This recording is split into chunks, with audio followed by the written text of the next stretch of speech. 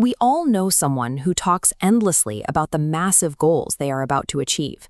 They have the master plan, they can describe the success in vivid detail, and they truly believe they are capable of it. Yet, month after month, they just remain completely frozen in place, while everyone else runs right past them. Observers often categorize this behavior as a simple lack of discipline or an absence of ambition.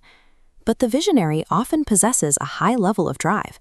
They feel a deep hunger for their goals, yet they find themselves unable to convert that internal pressure into external movement.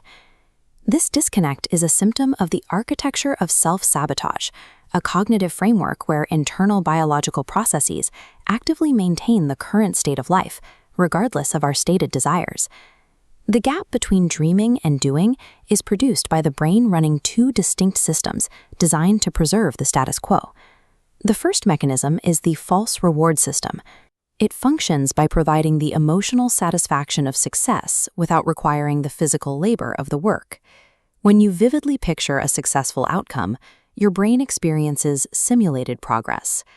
This visualization triggers a premature spike of dopamine, delivering a sense of accomplishment while you are still in the planning phase.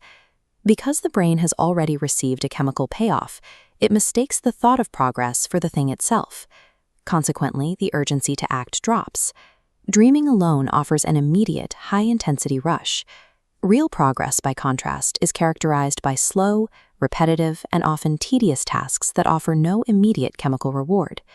This leads to an addiction to potential. It is more comfortable to remain in the world of pristine ideas than to face the friction of execution. The dreamer remains at the start because their brain has already cashed the check for a victory they haven't earned. Once the brain captures its internal reward, it activates the defense system to protect the ego from the consequences of trying and failing. Keeping a dream in the planning phase ensures it stays perfect. As long as no action is taken, the vision remains immune to reality. To maintain this safety, the brain creates the illusion of readiness. It suggests that you must wait for the ideal conditions or a specific level of expertise before you are allowed to begin. This ultimately results in death by analysis.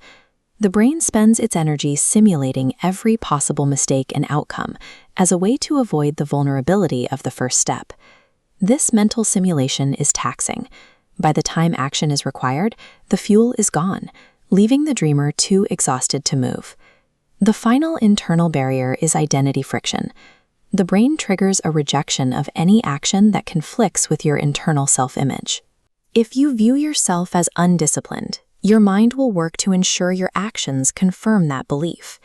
This over-engineered fortress protects the dreamer from the sting of failure, but it also creates a closed loop where external change becomes impossible. Big dreams are common. The execution of those dreams is rare.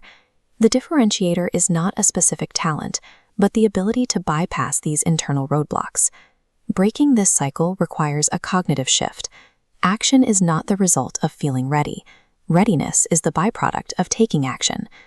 Progress requires a reconstruction of your identity. You have to prove to your brain, through small wins, that you are the type of person who executes regardless of internal resistance. You have to trade the flawless fantasy of what you could be for the uncomfortable reality of who you are becoming through effort. Success is not found in the brilliance of the idea, but in the sustained ability to act, even when your mind is working to keep you still.